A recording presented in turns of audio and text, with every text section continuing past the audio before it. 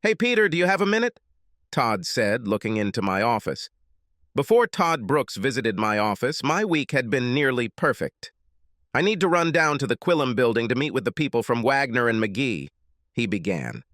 Can you do me a favor? Of course. What do you need? Watch this. He waved a thin manila folder. This is what I need to talk to you about. No problem. When do you want to discuss this? Meet me at Doyle's Irish Pub on the corner from Quillam at 5:00. I'll give you a treat. Everything in the folder should be self-explanatory. He handed me the file and hurried out of the office. And from that moment on, my lucky streak ended. It had been the best week at work in months up to this point. My long-term project was coming to a very successful conclusion. Moreover, it seemed that I would not have to take that extra flight to London, as I had warned my wife Sarah. All the dots could be connected and every T crossed without having to cross the pond. I knew that Sarah, my sweet wife, would be delighted with this news. My last business trips abroad came at a bad time. The last one led to a quarrel.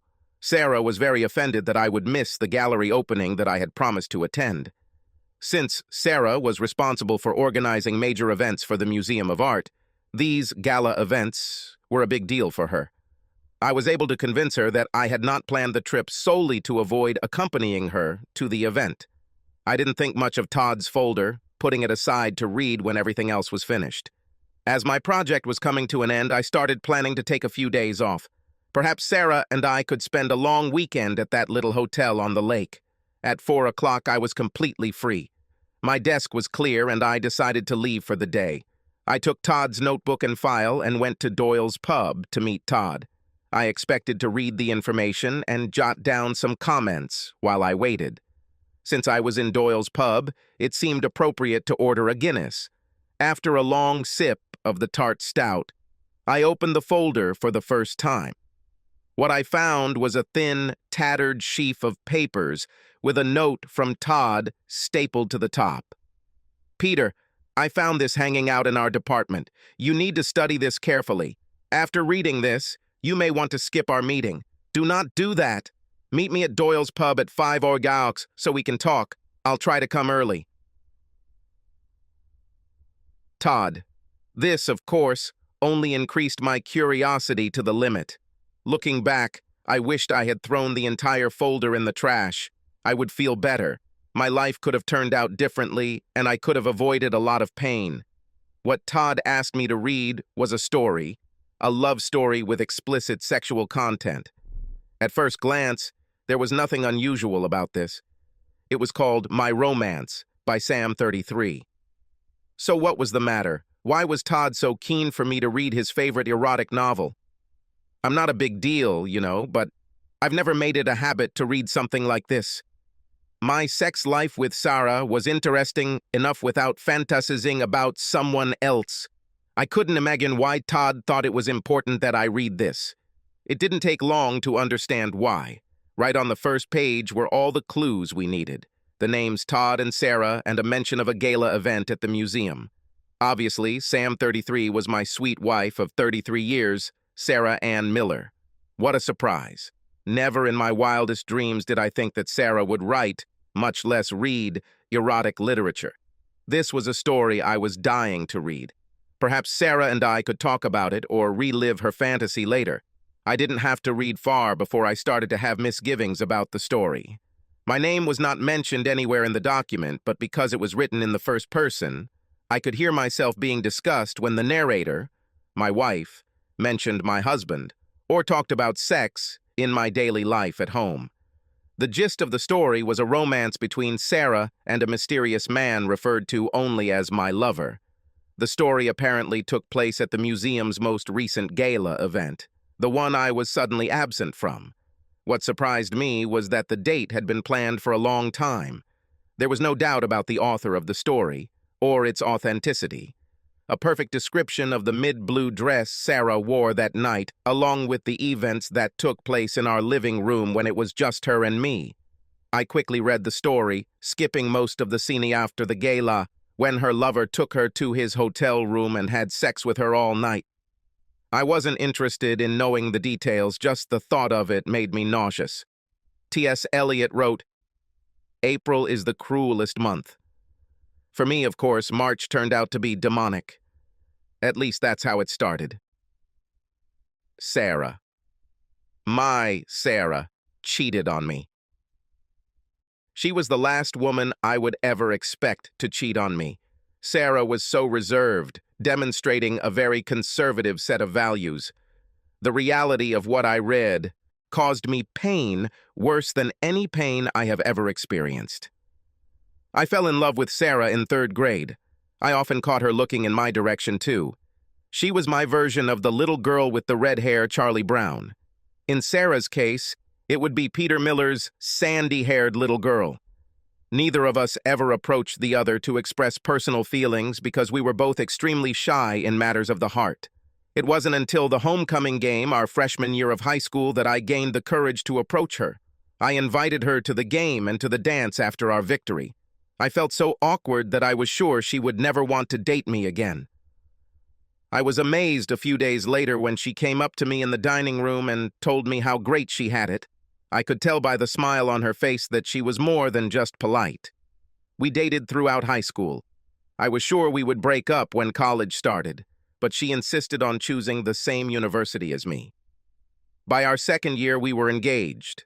The wedding took place in the middle of the summer after graduation. Sarah was lucky enough to get a job right away at the museum while I was working on my MBA. I signed a contract with the international company Parker Price shortly before receiving my diploma. It's not that Sarah and I haven't had major disagreements. We had some very difficult years when she helped me study. Apart from our yearly difficulties, everything else between us was like a dream. Oh yeah, we had the occasional argument like the time I told her I couldn't go to the gala. But this is normal in marriage. There was no problem between us that we could not openly discuss and quickly resolve. So why did she cheat on me? Sarah and I were always happy with our sex life. Or so I thought.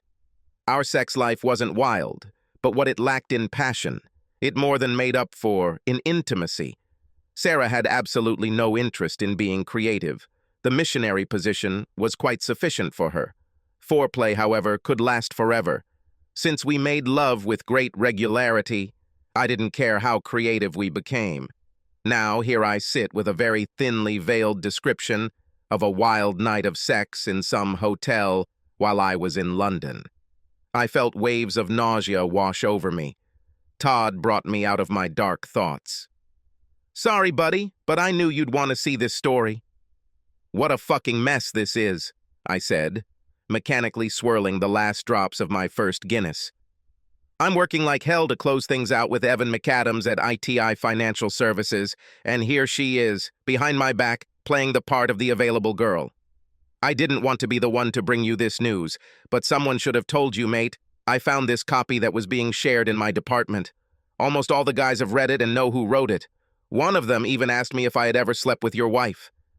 I stared at Todd. This thought never even crossed my mind. I wanted to hit him for being so stupid, Todd said angrily. I pushed the document aside, and we both looked at it as if we expected it to attack us. Todd, when you left our house that day, you were supposed to go to stay with your mother-in-law in Maryland for a week. Was that true? Yes, and I can prove it. Call Anna or her parents. They will confirm my words. He waved to the waiter and ordered another Guinness for both of us. I looked away. Sorry, Todd. That was a stupid question. Peter, I would never do such a mean thing to you. But if I were you, I would ask the same question. What a fucking mess this is. I took a deep breath, wiped a tear from my eye, and swallowed the rest of my anger along with the last drops of my first Guinness. Sarah wants to stop taking pills and start a family. I chuckled at the irony. As if that's possible now. But what should I do now? Good question, Todd responded. Do you think you can ever forgive her? I waited until our drinks arrived so I could take another sip before answering. You know, until this moment I had never faced this issue as a real possibility. It was something that happens to other guys. Sarah and I were above it. I took another sip and looked into the murky depths of my glass. I remember a few years ago when Sarah's neighbor divorced her husband after only 3 years of marriage. She found out that he had cheated on her. Sarah and I discussed it a lot and agreed that Beth made the right choice. Ted was an immature jerk who didn't understand how lucky he was. Sarah herself told Beth that any cheater should be thrown out. I took another sip and thought about it. It was so simple and clear.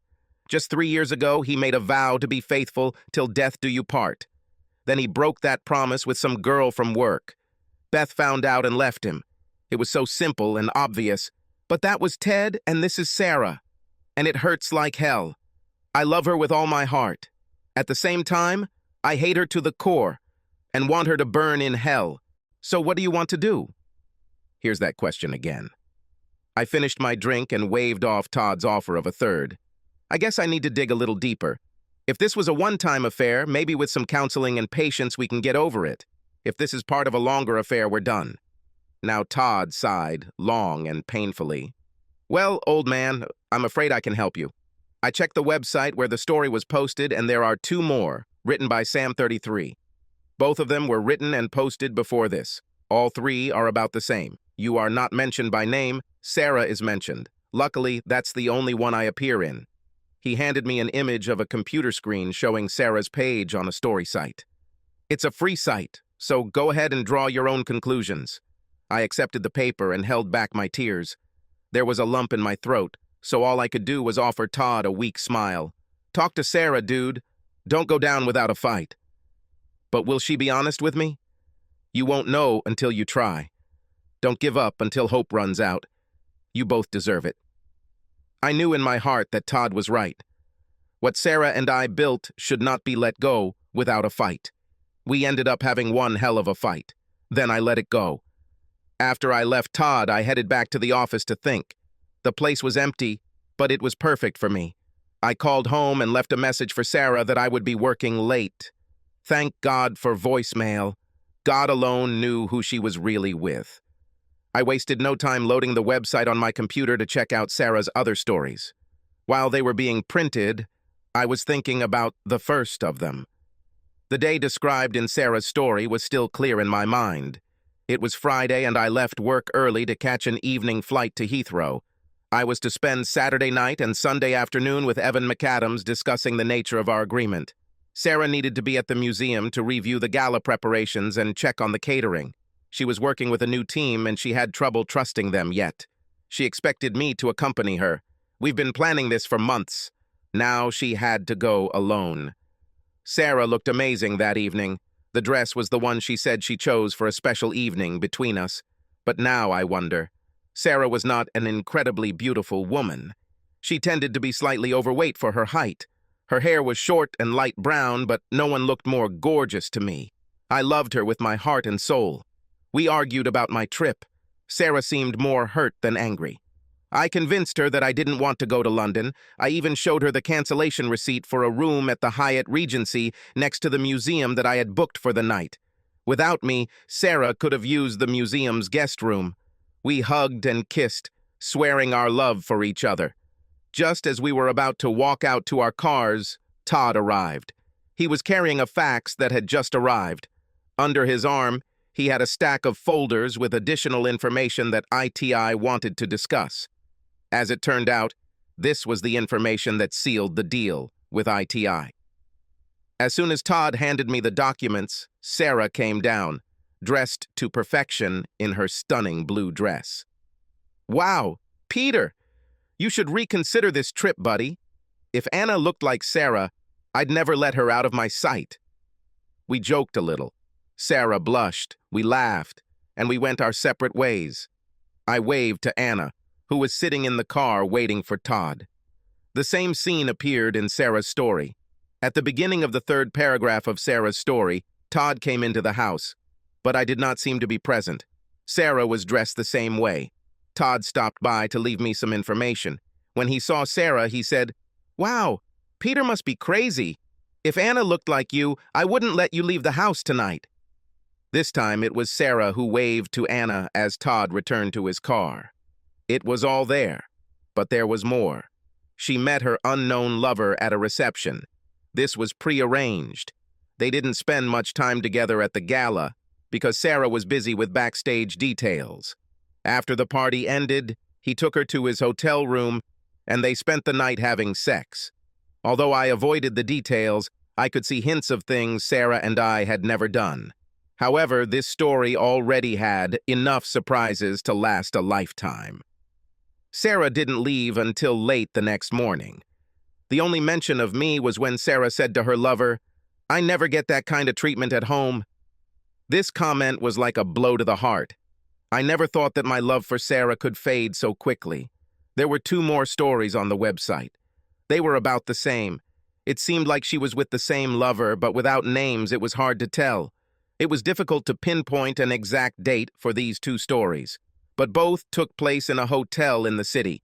One was a midday meeting, something Sarah and I had never done. The other was another night. Sarah seemed to enjoy, taking full advantage of my trips to London. At some point in the second story, her lover made a comment related to her normal sex life, a humorous reference to how bad she usually felt. Sarah confessed her love for me. However, she spent the evening having sex with her lover. I sat for a long time with my notepad in front of me, jotting down thoughts and trying to answer Todd's question. What do I want to do? I knew I should talk to her, but attacking her suddenly seemed like a bad idea. "So, Sarah, I think you cheated on me." "Yes, right. 2 possible outcomes, and neither of them are good. 1, she is guilty. Sarah could never keep secrets from me. I could always see it on her face. Even Christmas surprises were transparent in Sarah's smiles. Another possibility is that she is innocent, but is furious at my accusation. How long do I want to sleep on the couch? Even innocence will lead to trauma and counseling, not the most pleasant prospect. As I wrote and doodled, a plan began to form. I'll try to recreate the conversation we had when Beth and Ted got divorced. There was a married guy in another department who considered himself a big conqueror. He was very cautious in public, but in the office he was known as the one who regularly harassed all the secretaries. Amy, my personal assistant, complained about how he harassed her. I knew I could get all the information I needed from Sarah if I framed the conversation correctly. All I had to do was remain calm and observant. As a backup plan, I arranged to go to London for a week. Although it wasn't necessary, I was willing to take this step if it meant I had to leave home for a week. It was already past 8 in the evening when I turned off the computer, packed my things, and went home. I knew I would set a new record for getting home late from work, but I didn't care. At least I could face Sarah calmly. "Darling, you came back quite late," Sarah said happily. She was curled up on the sofa, reading a novel. "I thought you were almost done with this ITI thing." "The problem arose towards the end of the day," I replied, giving enough truth to avoid lying. "I needed to think about it." "Have you eaten? I can heat up something if you want, or—" "Thanks, but no thanks," I interrupted. "I'll just make myself a sandwich." Sarah came and sat at the kitchen table while I cooked. "By the way, I might have to fly to London after all." "When?" she said with irritation. "I'll fly away on Saturday or Sunday, but that's not certain yet. I'll be able to tell you more tomorrow." I grabbed a beer to go with my sandwich and sat down across from my wife. "Do you remember Dean from accounting?" I asked, starting the decisive conversation. Sarah reacted with a dissatisfied sigh, confirming that she remembered him well. "So it looks like he's in big trouble at home. His wife caught him." "Great. I've never met a person as disgusting as this guy." Rumor has it that his wife discovered that he had finally started an affair with one of the women in the office and kicked him out. It's right for him. So far, everything was going according to plan. Sarah's face showed genuine disgust for Dean. I needed to push further. "I can't believe anyone in your office was stupid enough to fall for his advances. Who was she?" "I don't want to say, but at least she was not married." I finished my sandwich and took a long swig from the bottle. "The good news is that she left him too." Sarah laughed at this comment. "Fine. This was a preparatory remark. Apparently he wrote a story about it and posted it on several adult sites on the internet. He wasn't even smart enough to change the names or details." Sarah fell silent. "Can you believe it? Of course, I would never cheat on you in the first place, but fucking brag about it?" The light in Sarah's eyes went out. She pulled away from me. This was not a good sign. "I know what you mean," she responded stiffly. I put my dishes away and excused myself, saying I was going to take a shower. When I returned, Sarah was again sitting in her corner of the sofa, reading. I took my book and sat on the other end of the sofa. I pretended to read, turning the pages at the right moments, looking at the words in front of me. But the only thing I was thinking about was the conversation at the kitchen table. Sarah was guilty, and I knew it. Her eyes told the whole story. The only question was what I wanted to do with it. The next morning at work, I confirmed my trip to London. I planned to fly out on Sunday morning. This would give me a chance to rest and begin to get used to the jet lag. A nice side effect was that I got to be nice to Sarah on Friday night and all day on Saturday. I debated whether to confront Sarah, but decided not to take the nuclear option until I was fully prepared to bear the consequences. A week away would give me time to think and prepare. My last days at home before the trip went better than I could have expected. Sarah was busy in her office, making plans for her next gallery opening, and I had no reason to disturb her. On Friday night, we cuddled before bed. All I could think about was her decision to cheat on me. Why did she do this knowing that she was taking a risk? Saturday went the same way.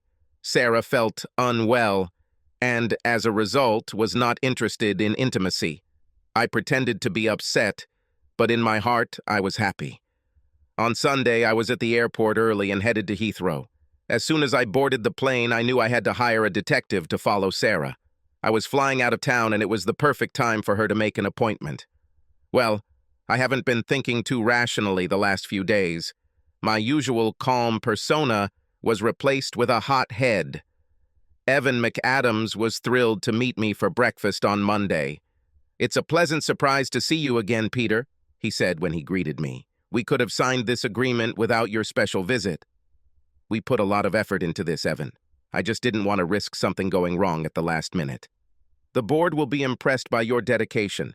Some of them would like to meet you too." We had a pleasant conversation over breakfast, talking about the upcoming World Cup game between the United States and Great Britain. Naturally, Evan dismissed our chances of winning. Although I knew little about what Evan called football, I still persisted in our chances, just to tease my new friend. On the way to the ITI Financial Company building, Evan said, "Have dinner with me tonight. I have a proposal I'd like you to think about." "What proposal are we talking about?" I asked. Evan smiled slyly. "Tonight at dinner. Then we'll talk. Now let's get ready to meet with the ITI legal team and convince them of our agreement."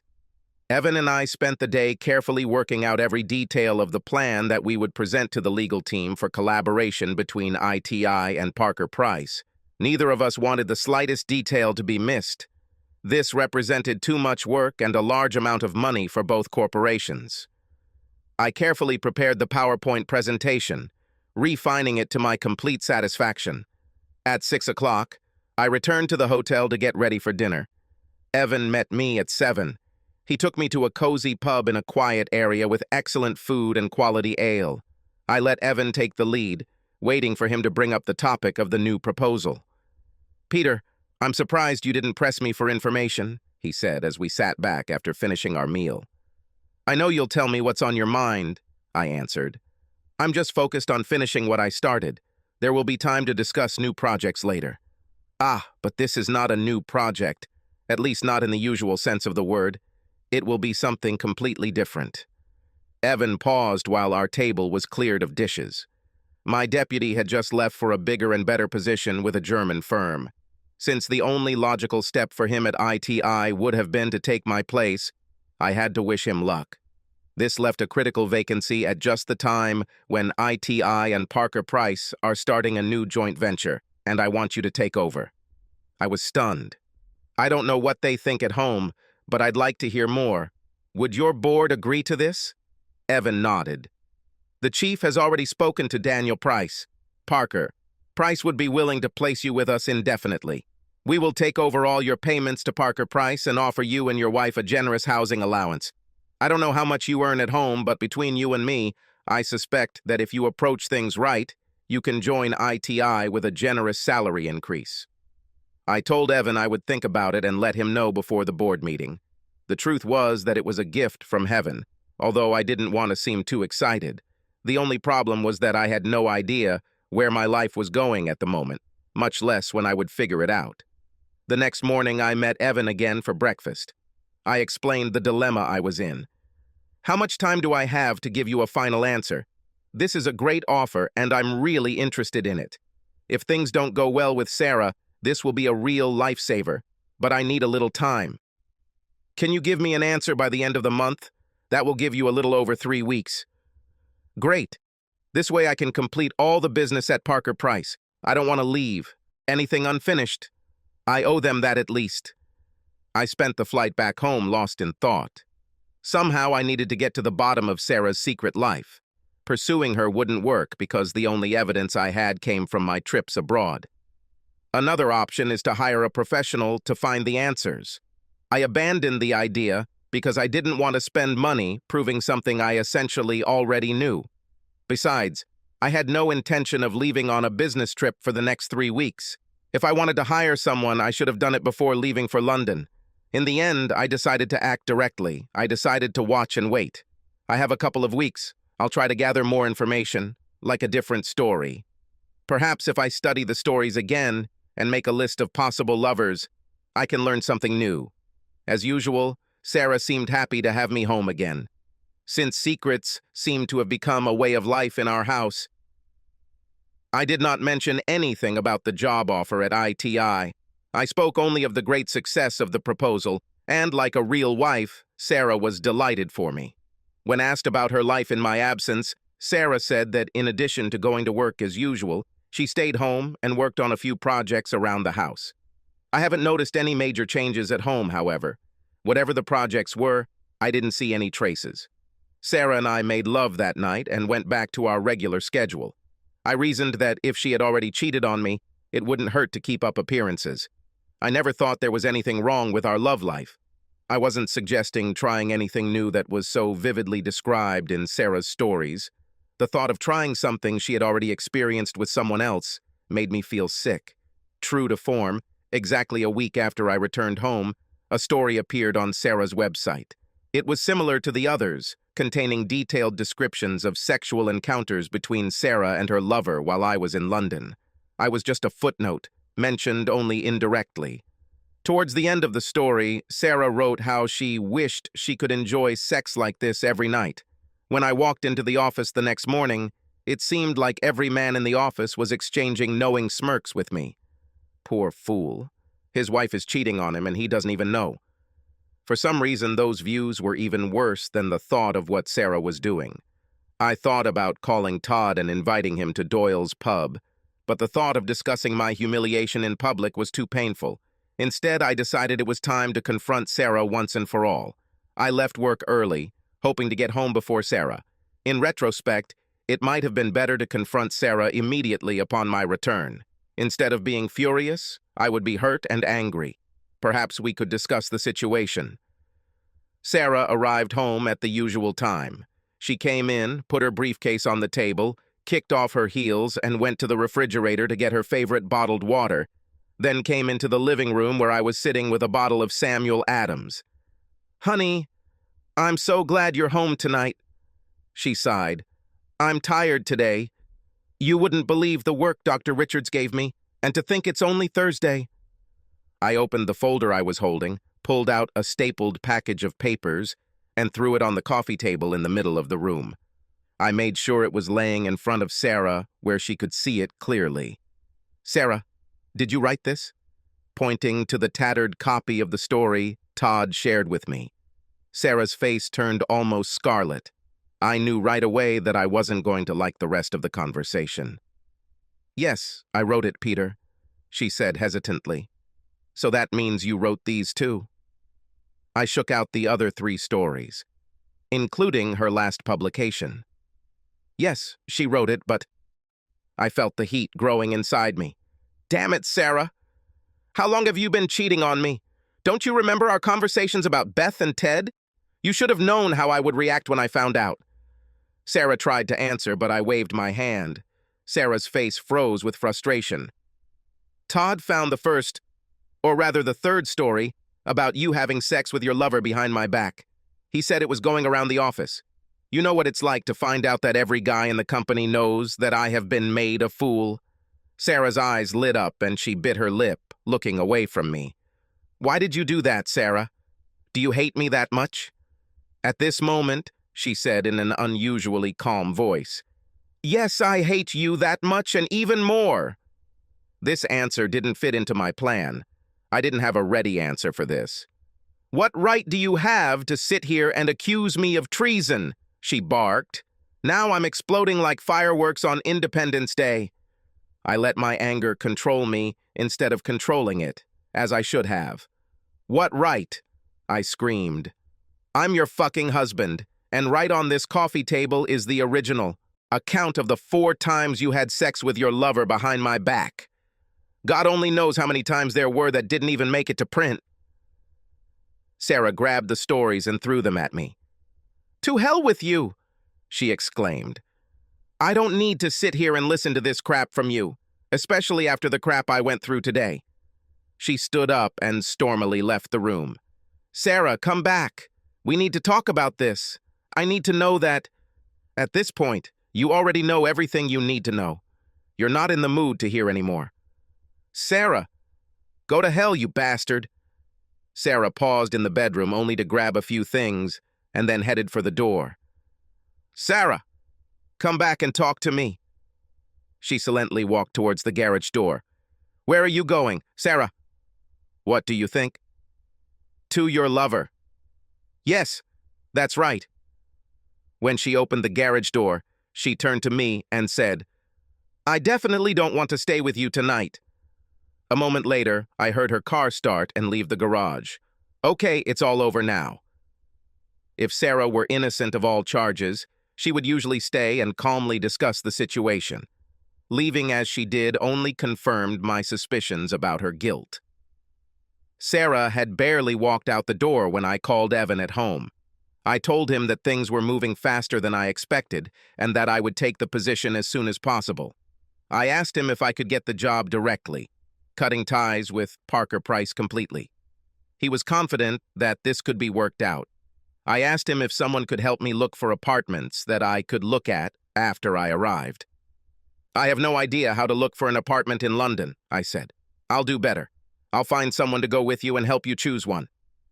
I hardly slept that night. The next morning I resigned from Daniel Price. Since I was moving to ITI, he thought the best solution was to end the relationship immediately. The only thing I asked him to do was to keep the location of my new job confidential. I shared with him the sad state of my personal life. My second priority for the day was to meet with my lawyer. I chose Sandra Howe because she had a good reputation. Thanks to the cancellation, she was able to see me that same day. She promised to draw up a simple divorce by mutual consent with the division of property in half. There was very little equity in the house, so I told her to either sell it or give it to Sarah. I did not care. Finally, I signed a power of attorney so that my lawyer could proceed with the divorce without my presence. My last visit was to the bank. I closed all joint credit cards and took half the money out of the accounts. On the way home to get ready, I stopped at the cell phone company and canceled my account. I'll get a new one when I get to London. On Saturday, I packed my bags and a few other items and booked a room at the hotel closest to the airport. By Sunday morning, I was on the plane to Heathrow, never expecting to look back. And just like that, my life completely changed. She will never be the same again. What Sarah did after I left, I had no idea. She had no way to contact me. I didn't give her an address other than my lawyer's office. She didn't have my phone number. The secretary at work was told to simply tell her that I no longer worked for Parker Price. She and her lover could live happily ever after without bothering me. I left the game and had little interest in playing on the field. All my attention was focused on my career. Ewan has booked me into Crown Plaza Heathrow until I decide where I want to live permanently. By the time I got to London, it was late local time and I was exhausted. I fell onto the bed and slept soundly for the first time in weeks. The time difference made itself felt the next morning when I was awakened by a knock on the door. The clock by my bed said 10 a.m., but my body clock was against waking up at 4 a.m. I quickly pulled on my tracksuit and looked through the crack in the door. A cute little redhead stood in front of me, smiling and holding 2 coffees. "Just a minute," I muttered, unlocking the bolt. "Sorry if I came too early, but I did bring coffee. My name is Fiona Kelly." Her voice had a cute accent. "You and McAdams asked me to help you rent an apartment. If I come too early, I can wait in the lobby." In my mind, Fiona Kelly was the perfect image of a leprechaun. Her voice betrayed her Celtic heritage. She was almost a head shorter than me, no more than 5 feet 3 or 4 inches at best. She seemed even shorter because she was wearing flat shoes rather than heels. Her makeup was barely visible and her hair was cut short for ease of care. Instead of being curvy, Fiona had a strong, evenly slim and toned athlete's body. I figured that if I were interested in the gym or running, Fiona would be a good person to advise me on. I wouldn't call Fiona a beauty. She was also not a gray mouse. She was more than pleasant to look at. If she had tried harder, I had no doubt that she could have been quite attractive, but Fiona seemed uninterested in external details. Nothing about her appearance looked poor or sloppy. Everything was carefully selected from the best stores, but with special attention to style. She clearly felt comfortable being herself. "I need to shower and shave," I said, swallowing a yawn. "If you don't mind, you can wait here." "No problem." "Great. I'll be ready in a few minutes. Sit here and enjoy your coffee." "Oh no, both coffees are for you.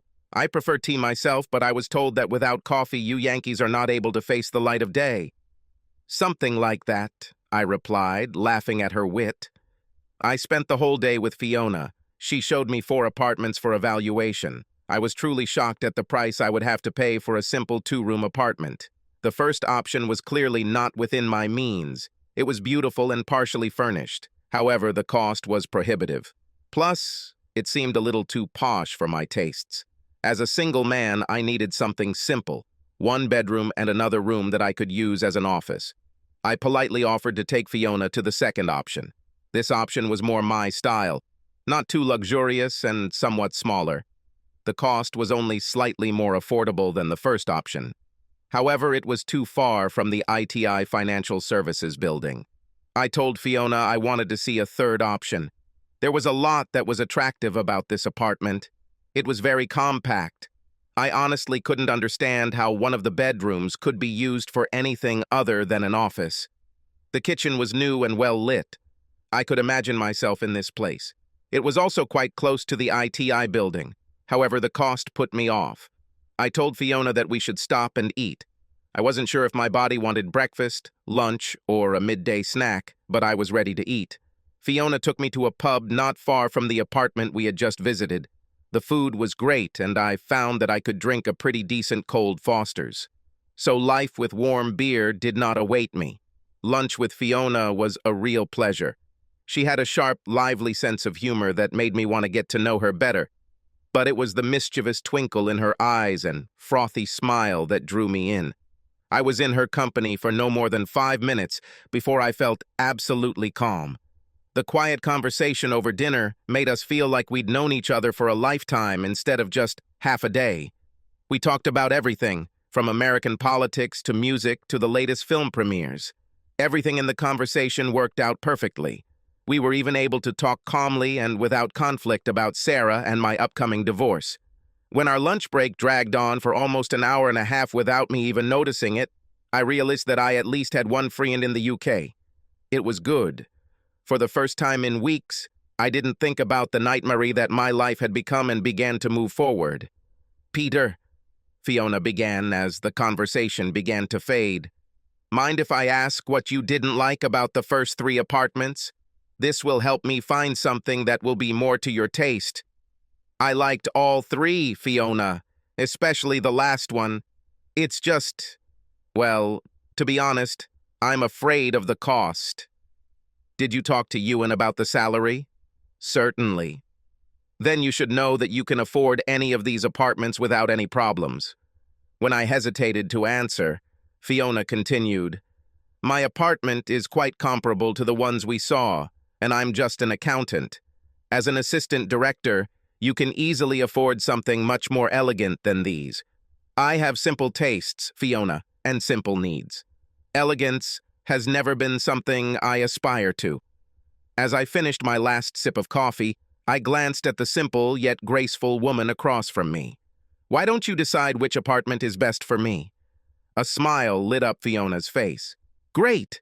Then let's go back and sign the lease for the third option." Fiona turned out to be a tough negotiator. The final rental price turned out to be quite acceptable for me. However, not everything that happened in the conversation between Fiona and my new landlord was obvious to me. All I cared about was the result. When we finished, we headed back to the pub for a quick beer.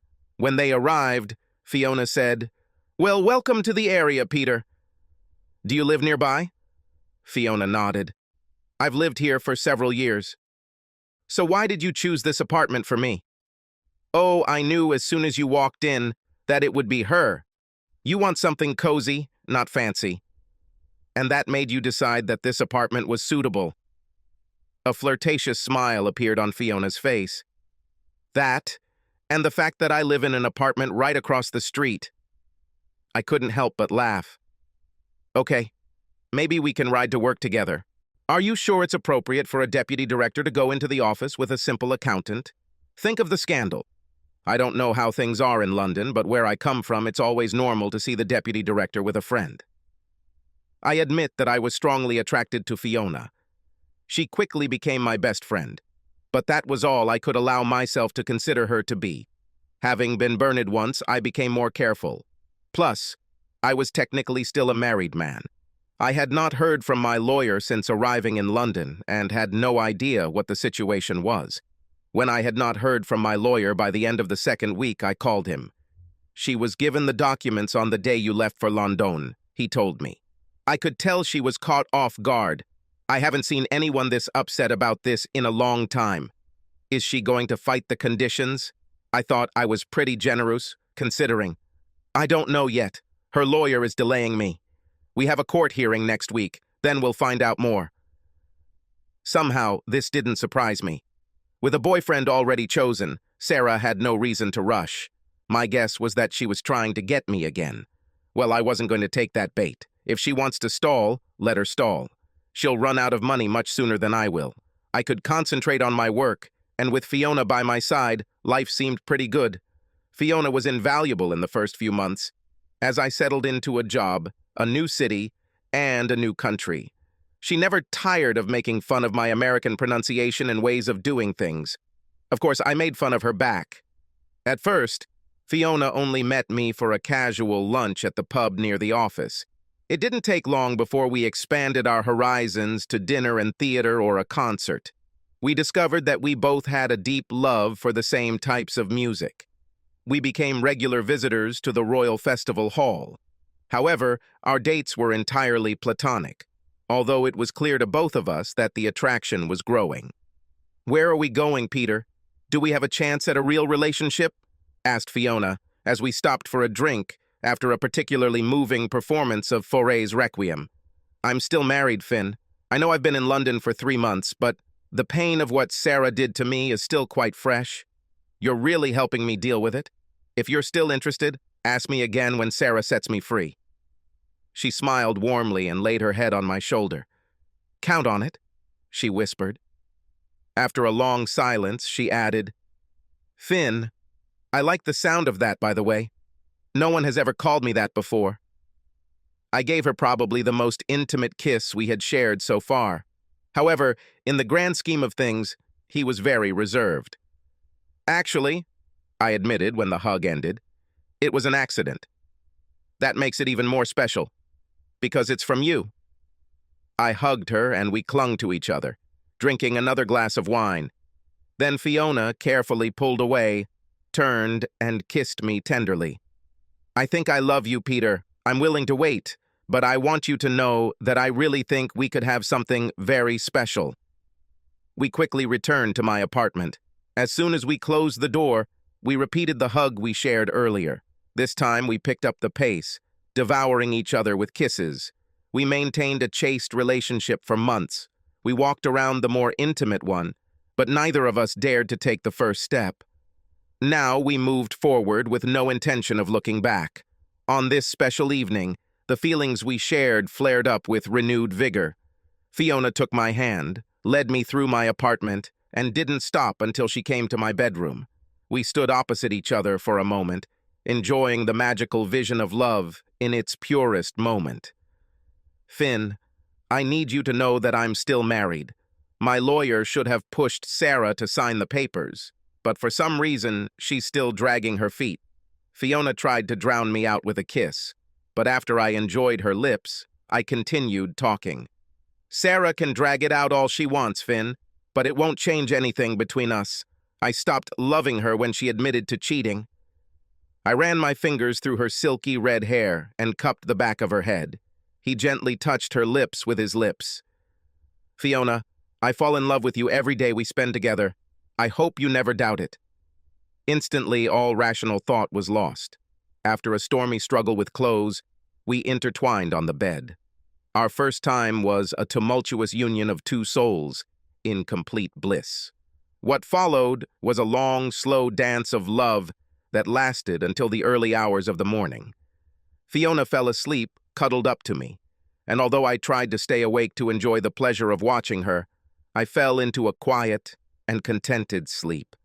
The next morning, we continued to explore our newfound passion for love.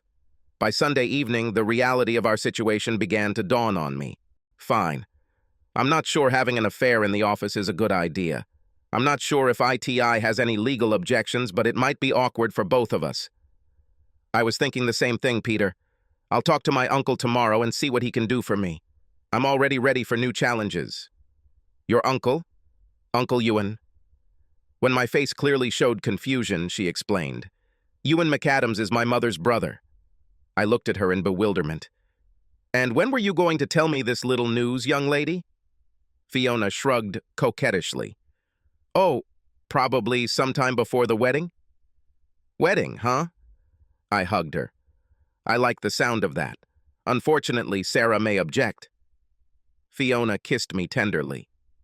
I can wait. Over the next few weeks, I stayed in constant contact with my lawyer. She just doesn't want to sign, Peter. Sandra Howe, my lawyer, told me one Friday night when I called her. Damn it! Between you and me, she doesn't even want to negotiate in good faith. The disappointment we both felt dripped from her voice. I think she's determined to drive you both into misery. Just when I think we've hit rock bottom in legal maneuvering, her lawyer comes up with a new plea and everything goes downhill. What is she trying to achieve? Tell her I'll pay. I know she wants to meet you in person. That won't happen, lawyer. I'm not going to listen to the lies she and her lover made up. Tell her it's over. I'll try again, but I'm afraid it won't lead to anything.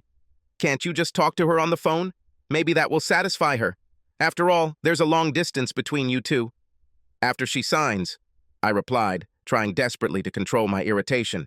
Listen, Sandra, if she wants to play games, I can play games. Match delay after delay, legal whirlpool after legal whirlwind.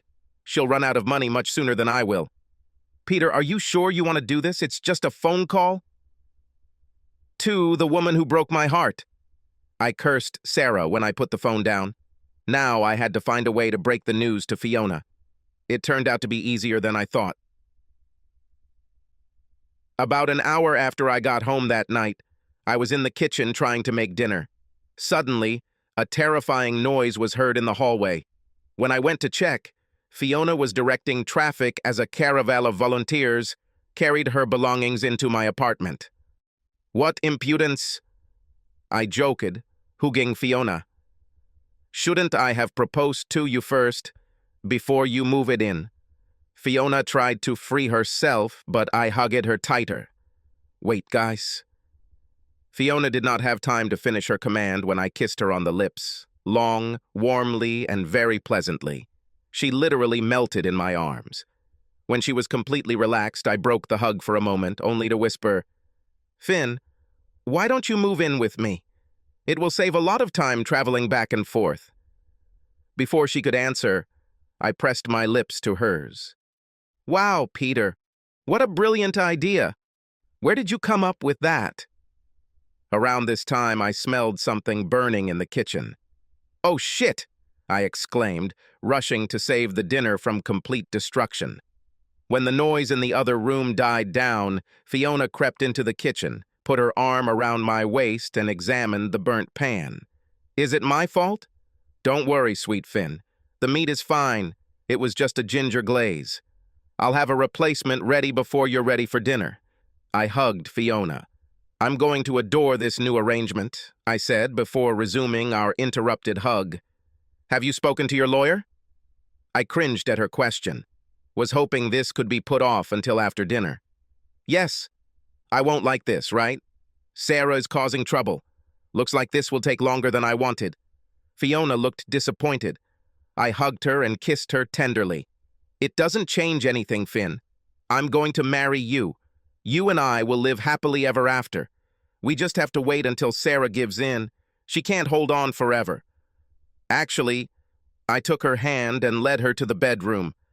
"Peter, I can wait until after dinner," she replied, laughing. "I can't," I objected.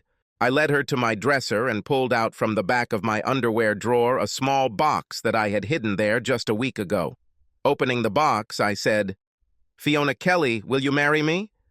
Fiona looked in surprise at the diamond ring that stared back at her. It was the biggest ring I could afford to spend on, and, to me at least, it looked impressive, definitely bigger than the one I bought for Sarah. Fiona started in bewilderment for a moment. When she reached out for the ring, her touch was careful. She looked as if she believed the ring would disappear. I began to worry when she silently ran her finger over the stone. "Oh, Peter," she whispered, I didn't expect us to get to this point before your divorce was finalized." She hugged me and covered me with kisses. Her joyful tears moistened my face as well as hers. "Of course I will marry you." Needless to say, we rushed through dinner and spent the rest of the night in bed celebrating our new beginning. Our connection was turbulent, with a passionate effervescence that I hoped we would never lose. Long before we were ready to sleep, we were both completely satisfied. However, neither of us wanted to leave the bed. We lay together long after midnight, whispering to each other about our love. I was lying on my back. Finn was lying with her leg thrown over mine and her head on my shoulder. Eventually, we were able to sleep, although how we slept is a matter of conjecture. The next morning, we woke up in the same position. I woke up first. Finn's red hair tickled my face. Her scent was hypnotic. Slowly, I lowered my hand until I cupped her ass. I then lightly massaged her buttocks, hoping to gently wake her up. And then I started having non-sex. She purred. "And to think I could wake up like this every morning. I'd really enjoy it." "I know what you mean. I've never been so happy to see the sunrise. What do you say if we stay here all day?" "We need to go out and eat," Finn teased. "Oh, I don't know," I countered, accepting her challenge. "I think I can survive." I then got under Finn's hair and playfully bit her neck. A moment later, the jokes were forgotten, and we got down to business again seriously. We didn't spend the entire day in bed, but we did spend it staying very close to each other. Between our lovemaking, we sat huddled together on the sofa. I'm not sure if we were kissing or, as Finn called it, making out. I suspect it depended on who you asked. Either way, we were delighted with it and enjoyed it with phenomenal enthusiasm. This was the beginning of the happiest period of my life. And even the news that Fiona told me a month later did not bother me. Instead of fear and panic, it only led to more excitement. "Peter," Finn began, her voice trembling with emotion. "I have news and I'm afraid it might not be good." I hugged her and gently reassured her. "As long as you're with me, it can't be bad." Finn grimaced. Then, taking a deep breath, she said, "Peter, I'm pregnant." I pulled her away to look her in the eyes. "Are you serious?" "I'm sorry," she whispered. "I don't know." I didn't let her finish. I picked her up and gave her a long, passionate kiss. "Oh my God, Finn, this is wonderful! I love you so much!" When she realized that I was not angry and was not going to leave her, she wrapped her arms and legs around me. As we sighed, I took Finn out to celebrate. The celebration, of course, ended with a long night of amorous gymnastic exercises. I cared even more about Finn now. If Fiona ever doubted my love for her, I gave her every reason to put that doubt aside. An accidental pregnancy seemed like a gift from God.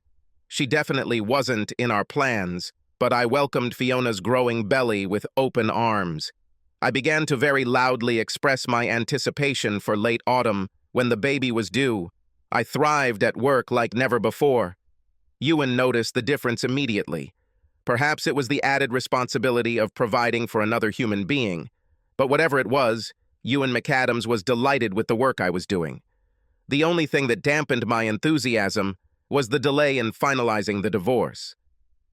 I wanted so badly to marry Finn before the baby was born, but Sarah seemed to be just as stubborn and adamant as ever. Everything suddenly changed one day in early September. It started with the surprise arrival of Todd Brooks.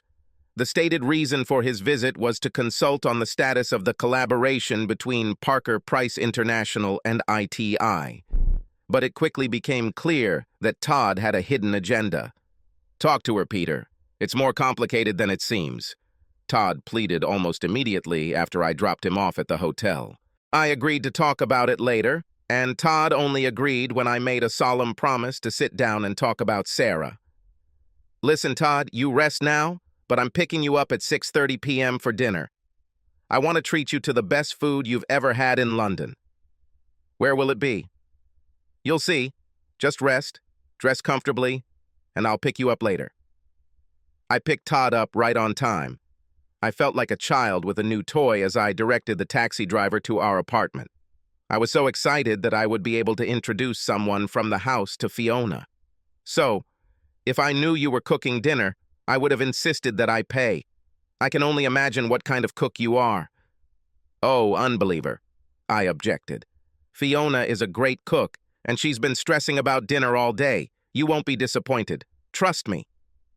As soon as I showed Todd into the apartment, Fiona joined us, her apron barely covering her obvious pregnant belly. "Todd Brooks, let me introduce you to the most beautiful cook in the world and soon-to-be mother of my baby, Fiona Kelly."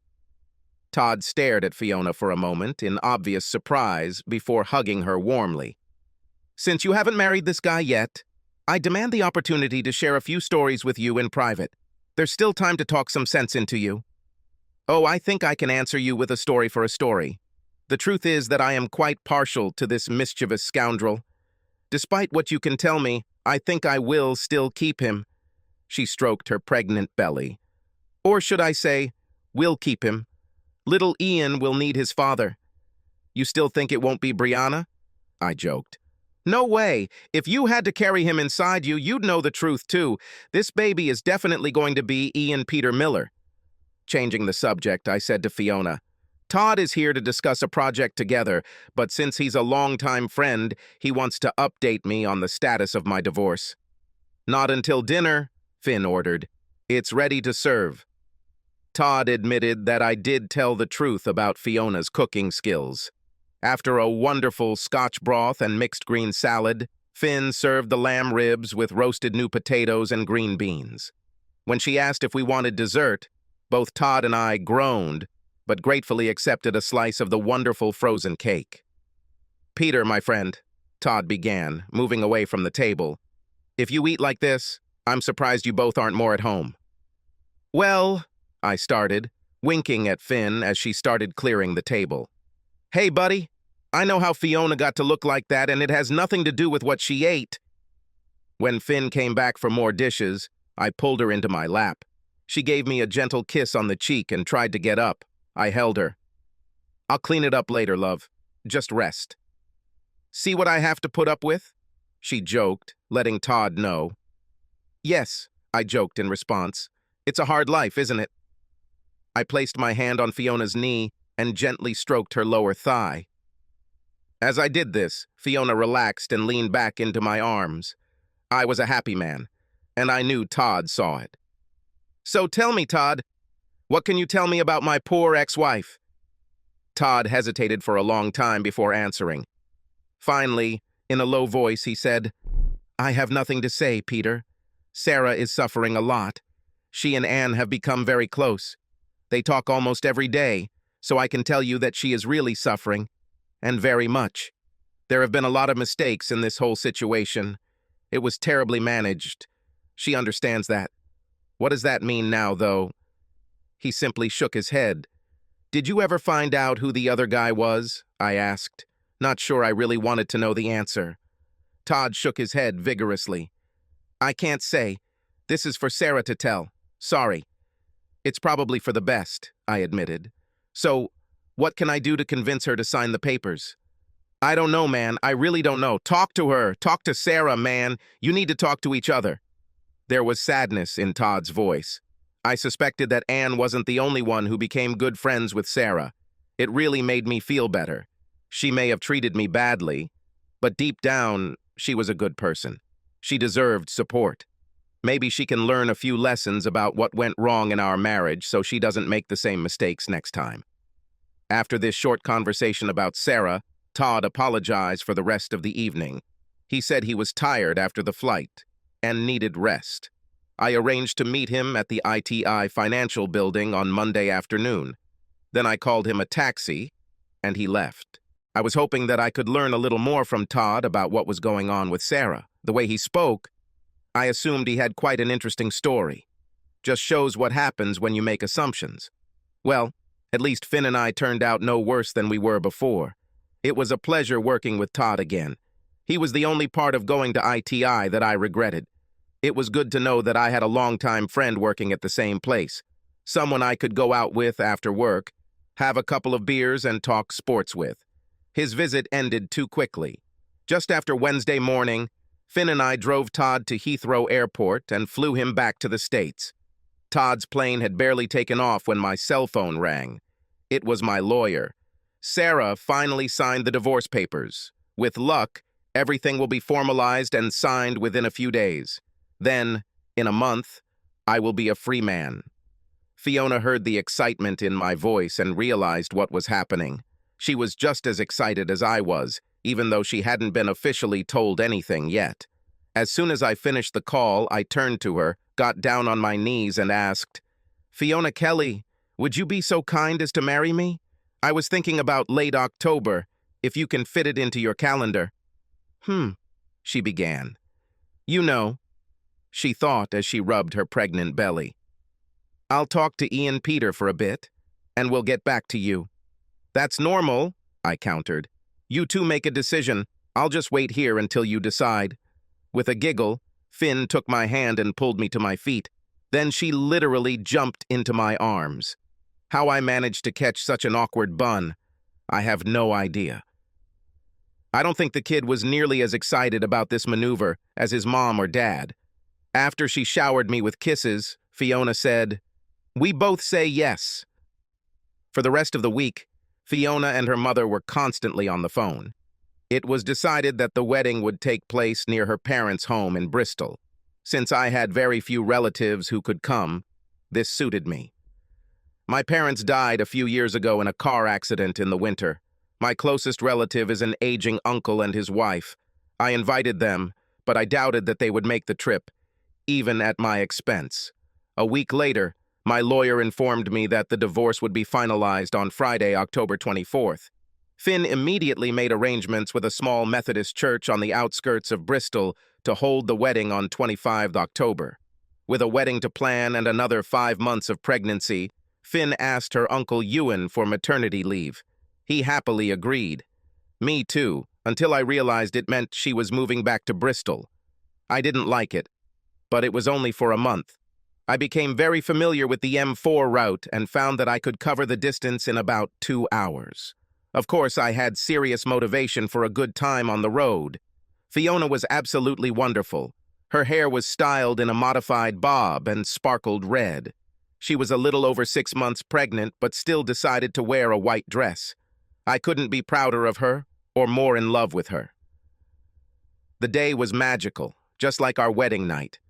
Due to pregnancy, we decided not to go on our honeymoon right away, but to plan something for the summer.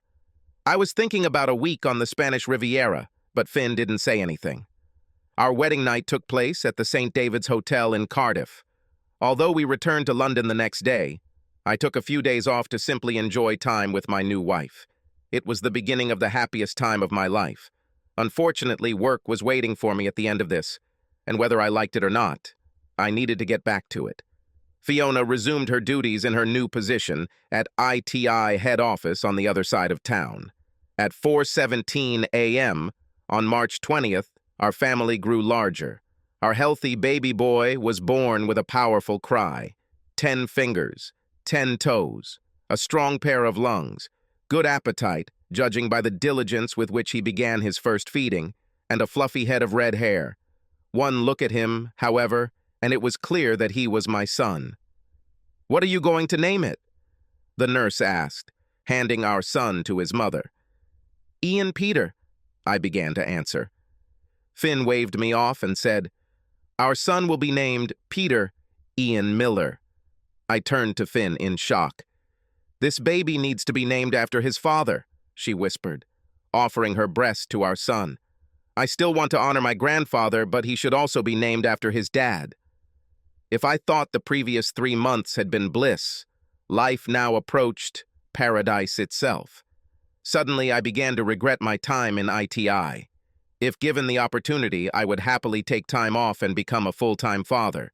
Even having to change some very dirty diapers didn't dampen my enthusiasm for caring for my son. My son! How wonderful this sounds. I didn't even love Finn as much as I loved my son. Luckily, Fiona understood my feelings. She also completely separated them. The child has become the center of our life, the point of all our activities, the focus of our existence. Life for the Miller family was going well. Peter Ian grew by leaps and bounds. When he was 9 months old, he was already trying to sit up. Soon after, he struggled to stand on 2 legs. Of course, he couldn't walk, but try telling him that. It won't be easy with Peter Ian. He knew exactly what he wanted and was not going to accept rejection. A year after Peter Ian was born, Fiona became pregnant again. 3 of us in the apartment were cramped, but 4 of us would probably require moving. Although there was no rush, we kept our eyes open, planning for the day next fall when moving would become mandatory. Finn's second pregnancy was much more difficult than her first. At my insistence, she took sick leave from work. I took more time to help around the house. When I was at home, I took full charge of Peter Ian's care. Then, at the end of February, my life came crashing down around me. I didn't know it then, but my world of bliss was over. It was a Friday afternoon, and I was at work trying to finalize the details of the proposal before the weekend. I've been careful not to take home any more work than is absolutely necessary, and with Finn's delicate condition, this has become even more important to me. I instinctively grabbed the phone when it rang, waiting for new information for the offer. It was a hospital. Finn was hospitalized. By the time I got to the hospital, Finn had lost the baby. It was a crushing blow for her. I tried to comfort her and reassure her that I still loved her, but nothing I said seemed to help. However, I knew that words might not help, but my presence would. I pulled her close and just held her. She was lethargic and did not respond to everything I did. After a few days of rest, Fiona returned to work with an enthusiasm I had never seen from her before. She literally threw herself into her work. At the same time, I felt her slowly moving away from me emotionally. When I tried to talk to her about it, she initially denied it and later started tearing my head off in an angry argument. Over the next few months, it moved closer and further away from me like the tide. Each time she moved further away from me. What hurt the most was that she had also become distant from Peter Ian. Peter Ian noticed that his mother was missing. Over the summer, I tried to get her to go to counseling. I assured her that I would join her if necessary. Each time the conversation ended in a big quarrel, each worse than the previous one. I was beside myself with worry. Then, at the end of August, the bank holiday gave us a long weekend. I tried to persuade Fiona to leave with me. Her parents would happily take Peter Ian to us. Fiona categorically refused. Instead, she asked me to look after the baby while she went to Bristol without me. She assured me that she needed this time away from home to recover. When I come back, everything will be different. You'll see. What was I supposed to say? If it helped her, I was all for it. I agreed and looked forward to a long weekend with my son. Fiona took the Friday off before the long weekend, and so on. Thursday evening after dinner, she headed to Bristol. For Peter, Ian, and I, Friday went pretty much as usual. I took him to the nanny and went to work. Since Finn took our car, I had to hire a taxi. I happened to meet Evan McAdams at lunch. I explained to him our bachelor weekend and asked what he would advise me to do with my son. He suggested a zoo. It sounded like just the thing for a curious 20-month-old boy, but transportation was an issue. Evan solved this problem by offering to use one of his cars. I gladly accepted the offer and picked her up on my way home from work that evening. I had a wonderful day with my son on Saturday. Like any little boy, the larger the animal, the more fascinated he was. He was especially fascinated by the big cat exhibition. As a big child, I was fascinated by the kangaroo and emu exhibit at the Australian Pavilion, but try as I might, I could not interest Peter Ian. He dragged me to the Komodo dragon instead. By the end of the day, both Finn boys were exhausted. Although tired, Peter Ian was in seventh heaven. I kept dinner simple and then calmed him down by reading a long story from one of his favorite books. I decided that on Sunday we would just relax all day. Evan and Paula invited us to dinner that evening, and since I needed to return the car, dinner with the McAdamses seemed like a relaxed way to spend the holiday. It was better than spending the whole day alone. I never made it to dinner. At 3:05 p.m. this Sunday, I received a call from the hospital in Brighton. Your wife and her friend were in a very serious accident, I was told. I was told where to find her, but little else. I called Paula McAdams and explained the emergency. She offered to take Peter Ian, while Evan came with me to Brighton. But why did she have to be in Brighton, Peter? I thought you said she was on holiday with her parents in Bristol? Evan asked as we drove out of the city on the M23. I don't know, Evan. She should have been with her parents. Have you called them yet? Crap! I cursed, pulling out my mobile phone. Peter, what a surprise! My father-in-law answered when he heard my voice. How is my grandson, and when will you and his mother bring the guy to visit? This didn't sound like the answer of a man who spent the weekend with his daughter. Andy, I began cautiously, did Fiona visit you this weekend? After a long pause came the answer. No, he said in a low voice. She had to? It's a long story, and I don't know all the details yet. I just wanted you to know that she and her friend are in hospital in Brighton. I told him all the information that the hospital employee gave me. What was she doing in Brighton, Peter? And who was that friend she was with? I held back a tear. I don't know, Andy. I just don't know. We'll be there as soon as possible, Peter. Before talking to Father Finn, I had successfully avoided even thinking about it. What was Finn doing in Brighton? And who was she there with? I felt an empty feeling in my stomach, which was quickly filled with a crowd of butterflies. Who was she with, Evan? Do you have any ideas? No, Peter, I haven't, but I have concerns. Evan's silence after that comment was heartbreaking. Talk to me, Evan. You're killing me here. There were rumors of an in-office affair between Fiona and another man, but that was before you came on the scene. There has been absolutely nothing since then. Plus, he now works in a different department from Fiona. They don't have a chance to be together. I sobbed, wiping the moisture from my eyes. Most likely, it was one of her friends. Evan drove me as close to the door as possible and then went to park the car. I literally ran through the hospital until I found the ICU. I was greeted by a team of nurses and technicians who showed me to the consulting room. A few minutes later, both Evan and the doctor arrived. Mr. Miller, thank you for coming so quickly. I won't take up much time, but wanted to let you know how serious your wife's condition is. Things are on edge at the moment. We'll know more in the next 24 hours. What happened to her, doctor? He brushed off my question. I know you have a lot of questions, and there will be time for all of them later. Right now, you need to worry about Mrs. Miller's condition. She is in critical condition. The car was traveling at a very high speed and flipped over several times. Mrs. Miller has many fractures, 3 broken ribs and a punctured lung. Several internal organs are damaged, but our main concern is her head. She suffered a very serious head injury. I screamed in shock. Will she survive? The doctor winced. I can't say for sure. As I said, everything is on the edge.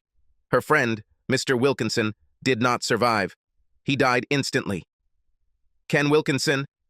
Evan screamed. The doctor nodded. Ken Wilkinson. Now I have a name. He was the head of accounting at ITI Financial, Fiona's former boss. Married, 3 children. Man is like the salt of the earth, or so I thought. When can I see Finn? I intervened. Now, if you want. Just don't bother her any more than is absolutely necessary. With fear and trembling, I allowed the nurse to escort me to Fiona's room. Even with all the doctor's preparations, I was not prepared for what I saw. Finn seemed buried in a sea of cars. Her head was wrapped in a bandage, and it was obvious that her hair had been shaved off on one side. Worst of all, she was completely motionless. The only sound in the room was the slow and regular sound of the machines. I whispered to her about my love, but I wasn't sure I believed it at the moment. If my suspicions were correct, then Finn and I had a long way to go before I could say I loved her again. I wasn't even sure I wanted to take this trip, but for Peter Ian's sake, I might have to try. Fiona still didn't move. I gently stroked her cheek, but felt no response. Oh, God, Finn, I whispered to myself, hoping that she didn't hear me. What have you done? A few minutes later, the nurse came in with a chair for me. I will not disturb you? I asked. Just don't bother her any more than absolutely necessary. She was about to leave, but then walked towards the closet. Oh, her purse was left here when she arrived, and here are the other things she was wearing when she arrived. Her clothes, of course, couldn't be saved. I was holding a small bag containing the necklace I gave Finn for her last birthday. There were also earrings from the couple, but no wedding ring or diamond engagement ring. When I asked, the nurse said she didn't wear them. It's clear. I didn't want to look through Finn's purse for fear of what I might find. In the end, I didn't have to do it. In the outer pocket was an envelope containing a key card for a local hotel. I later found her engagement ring and diamond ring hidden in the pocket of her suitcase. She and Ken met at a motel near the waterfront. I sat looking at the motionless figure of my wife, wondering how we got to this point. Now I have become a victim of 2 cheating wives. What is it about me that provokes this behavior in those who claim to love me? Peter! A voice from the door brought me out of my gloomy thoughts. Evan sent us. How is she? Not very good, Andy. I forced a smile at my wife's parents. Any idea what happened? I just shook my head. Why don't you spend some time alone with your daughter? With a slow feeling of rejection, I headed to the waiting room. I found Evan just as he was putting down the phone. He squeezed my shoulder comfortingly. What a mess, he whispered. How is she? I shook my head. I couldn't even put it into words. Only time will tell. This was as close as I could get to expressing what I was afraid of. I was just talking to someone in accounting who always knows the latest gossip, Evan suggested. I don't know if it's any consolation, but I doubt it lasted long. In fact, it might have been a one-time occurrence for them. It did not help. Didn't help at all. I wanted my wife back. My Finn, not that stupid woman on the bed. The place in my stomach filled with butterflies came alive again, and Evan led me to a comfortable chair in the waiting room. Finn didn't survive the night. It was shortly after midnight when I was awakened from a restless sleep. Her injuries were too severe. I became a widower, and my son lost his mother. What a pile of crap life has become. September 5th joined the growing list of significant days during my stay in Britain. On this day, I buried my wife, the mother of my son. It was the most difficult day of my life. It was much worse than anything Sarah left behind. We have shared very few real details behind the accident. We left it as Fiona was on holiday and died in a tragic accident. No one seemed to connect her death with Ken Wilkinson.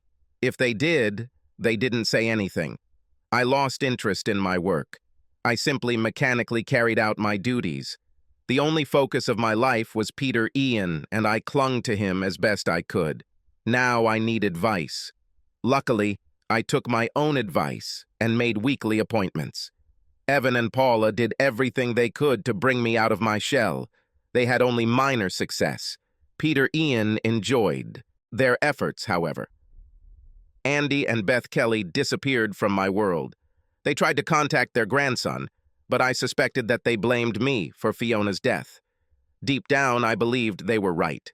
In the end, I coped with 2 wives. There had to be something wrong with me.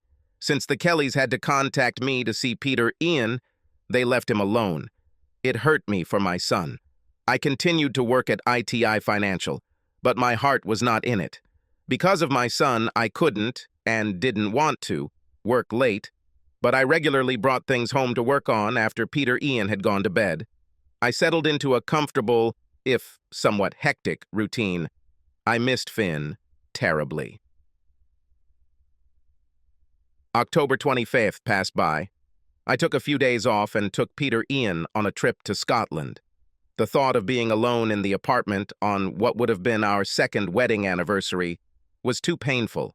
Regardless of what Finn did at the end of our marriage, we enjoyed some wonderful times. I really missed these moments. As November came to an end, I realized that the holidays were coming and I would only have my son for family. The prospect was not encouraging. After all, Peter Ian's 2nd birthday wouldn't come until a month after Christmas. Evan insisted that I join his family for the holidays. I refused. It sounded nice, but I knew I would feel left out. I preferred to be alone than to be an object of pity. Imagine my surprise when, on Saturday, November 21st, I answered the door and saw Sarah. "Can I come in and talk, Peter?" she asked, somewhat embarrassed. Sarah looked absolutely stunning.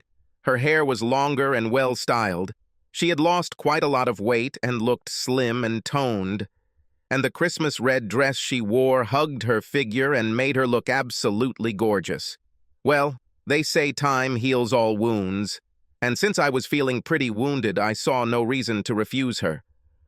"Of course. Glad to see a friendly face." I turned to lead her into the living room. Peter Ian had cars and trucks scattered all over the floor, making walking difficult. As I turned to talk to Sarah, I noticed a small face peeking out from behind her skirt. She looked like her mother, although she seemed a little older than Peter Ian. The surprise on my face should have been obvious. With a smile, Sarah said, "Don't be shy, honey. He won't bite you." Then the little girl saw Peter Ian on the floor playing and ran to join him. They immediately plunged into a parallel game. "Her name is Rachel Lynn Miller," Sarah said. "She was born on October 27th, 2 days after our divorce." She bore my mother's full name. I was touched. Sarah barely got to know my mother before she died. Mom would be delighted with her granddaughter and would spoil her beyond belief. Oh my God. Suddenly a lot became clear. Now I understood the delay in the divorce, as well as the sudden change after Todd's visit. I also suspected that Sarah's pregnancy was behind her short patience on the day of the argument. Rachel, my daughter. Her hair was blonde, but like her mother's, it would probably darken with age. Her eyes were green, like mine. I watched Rachel and Peter Ian play, amazed by what I saw. Rachel had enough Miller traits to make me not doubt her origins. When I found out Rachel was coming, I was overjoyed. I couldn't wait to tell you. Sarah paused. "She's yours, you know. Please don't doubt it, although if you want to do a test, I'll understand." "No, everything is okay." I was almost speechless with surprise. I was so hoping that you would come to me, or at least call me. I wanted to explain everything to you so much. I never stopped loving you, you know. Sarah held back a tear. "But then Todd called me while he was at your place and... Oh God, Sarah, I'm so sorry. I was a real jerk." I cried as I realized how quickly I had jumped to the wrong conclusions. And the stories were a terrible mistake. While you were away, I had some free time and I decided to write some fantasies. I wanted to create stories about the romance I knew I had to live with you. I don't know why I never published them. I guess I never believed that anyone I knew would find them. It was so stupid. Sarah, I'm so sorry. I was a fool to think you could cheat on me. I messed it up so bad. It was my fault too, Peter. I've regretted every day for the last 2.5 years how irrationally I responded to your fears. When I realized what it looked like from your point of view, I couldn't blame you. I just wanted to talk. But by then, you had already moved on. The irony of it all is that I got what I deserved. Fiona actually did what I accused you of. I guess I deserved it for the way I treated you. No! There was determination in her voice. Peter, no one ever deserves this.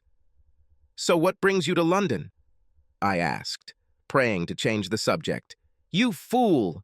I wanted you to meet your daughter, and if you don't come to me, I decided that I'd better come to you. Sarah forced herself to smile. Besides, I thought you might need a shoulder to cry on. How long can you stay? I have an open return ticket, but I wasn't planning on coming home until after Christmas, unless you wanted us to leave earlier.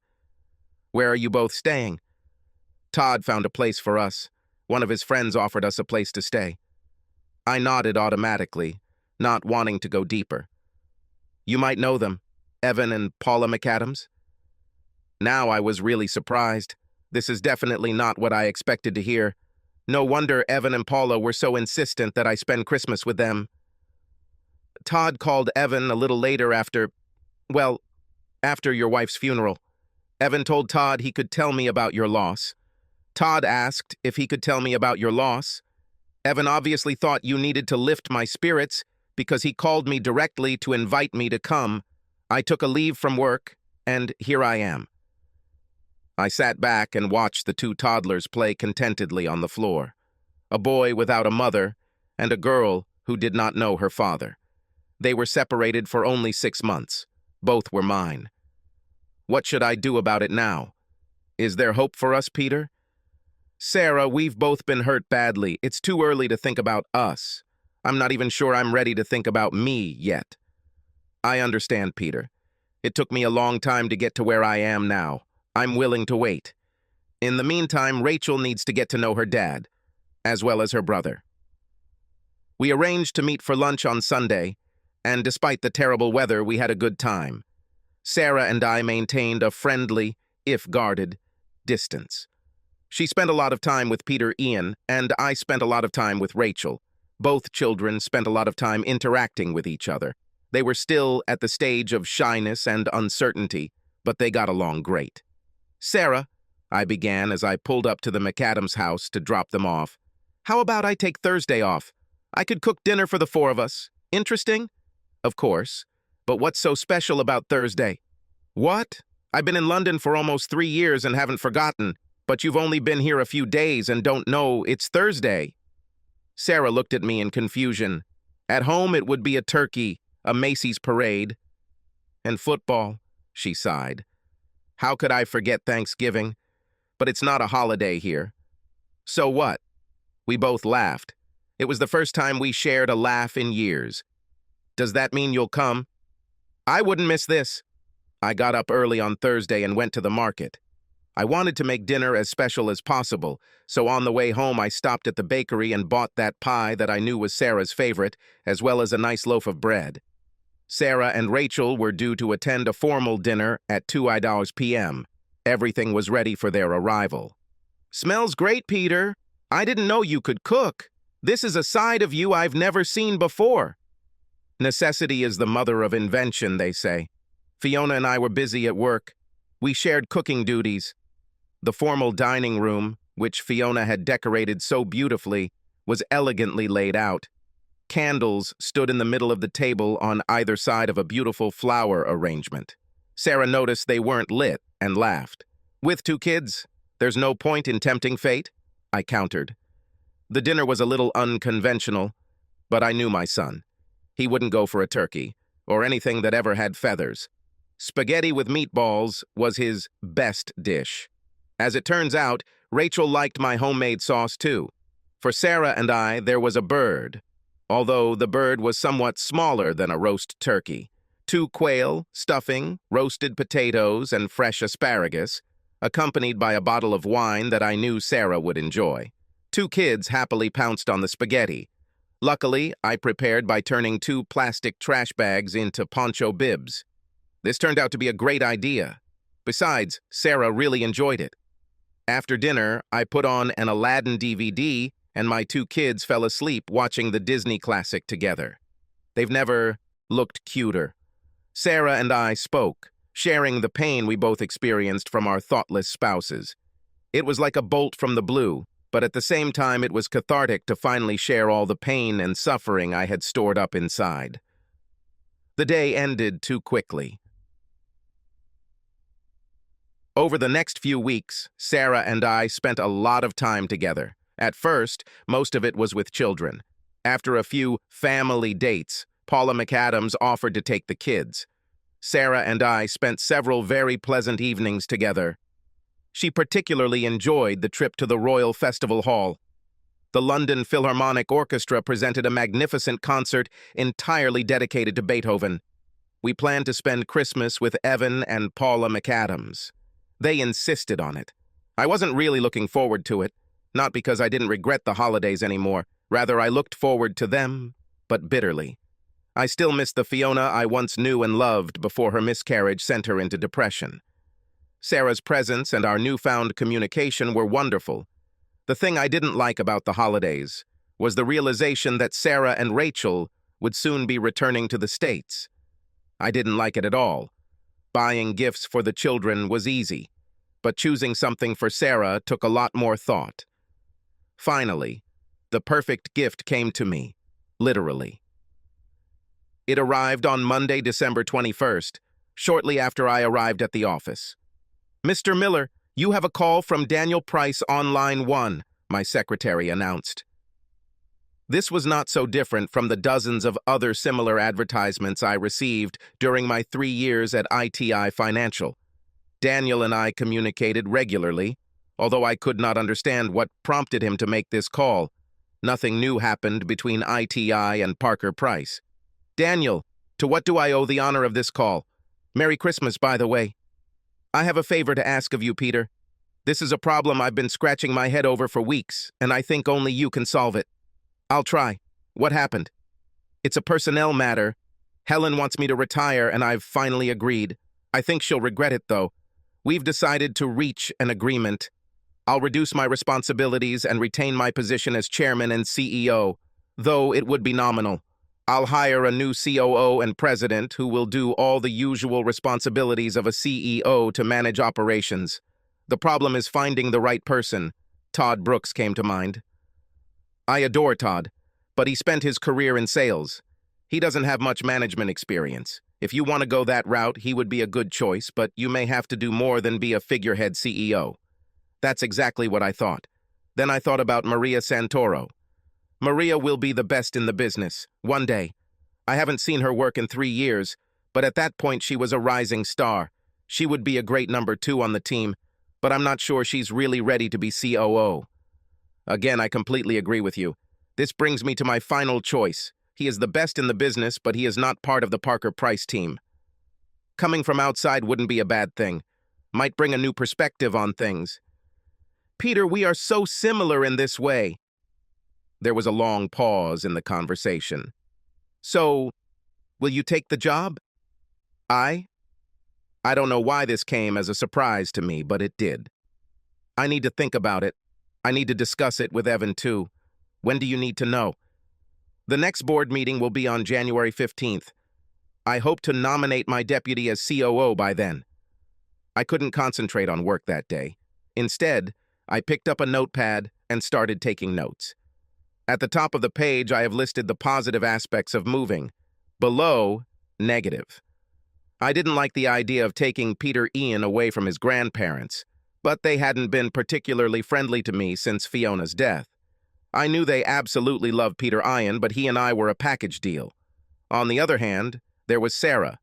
But was I ready to do it again? It would have been a huge step forward in my career, but I loved it in London. By mid-afternoon, I took a lunch break and went for a walk to sort out my thoughts. I met Evan in the hallway just after I got back to the office. "Can I talk to you, Evan?" "Of course. Here, or do you want to go out for a pint?" Even though I had just had lunch, I chose the second option. After we each had a pint of Guinness, I shared my dilemma with Evan. I knew I couldn't keep you as my second-in-command forever. Since I'm not yet ready to retire myself, this poses a problem. I was hoping your wife would keep you here, but... His voice trailed off in sadness, which we both felt. What do you want to do? I want to stay here at ITI Financial. Okay, but what about Sarah? I know. I'm starting to think we'll end up trying to start over. Did you tell her about this? We dropped hints, but she says she'll wait for me. That's what I was hoping to hear. I like Sarah. You both messed up last time, but after all the pain you both went through, I think you might make it work this time. Maybe Sarah and I should talk tonight. Maybe after our wedding we could live here. That would be great, but what about Sarah's job, her career? She might have a hard time finding the same kind of work here in London. The economy isn't doing well. Plus, she's put a lot into her job in the States. I nodded absently. It did not help. Peter, I appreciate your loyalty to ITI, but there comes a time when a bird needs to learn to fly. I stole you from Daniel Price. Now it's time for me to return you to him. I made a promise to him, after all. I looked at Evan with confusion. Daniel Price talked to you about this? Evan shook his head. Not recently. We spoke before you took the job at ITI. He told me that his retirement would be in 3 or 4 years. He also said that he wants you back. I was hoping for 4 years, but apparently I will have to come to terms with 3. What if I don't want to come back? I still have many years before I want to think about retirement, so there won't be a place for you to move to at ITI Financial. Besides, a deal is a deal. I'm afraid I'd have to fire you. Well, apparently everything is decided. I thanked Evan for his help and left to finish my Christmas shopping. I found the perfect solution at a jewelry store. It was a beautiful engagement ring with 3 diamonds. I wrapped it in Christmas wrap. I later placed this box in another box and wrapped it again in Christmas wrapping. Finally, I placed this box in a shoe box and wrapped it in shiny gold paper with a red ribbon and bow. After Christmas Eve dinner, we all exchanged gifts. I gave Evan a very expensive bottle of Scotch whiskey. For Paula, I bought a book that I knew she wanted, along with a gift card to her favorite store. Sarah's gift was the last one to be given out. She made fun of me as she kept finding more boxes to open, but when the last one was in front of her, I got down on one knee. As she opened the small box, I said, Sarah, will you marry me? Again? I promise not to be such a jerk this time. We spent a full month of our honeymoon in London, staying in my apartment. It was actually a working holiday, as I needed to free her up to move back to the States. I would like to say that we lived happily ever after. For the most part, this was true. There were difficult times when we reaccustomed to each other's habits and preferences. Our 2 children learned to fight, just like all the other siblings. They also learned to take care of their little sister, who arrived exactly 1 year after we returned home. Happy forever? We're not sure yet, but we're working on it as hard as we can. Subscribe to our channel so that your second chaff doesn't cheat on you, and go ahead and listen to the next story, because this story is nothing compared to the next one.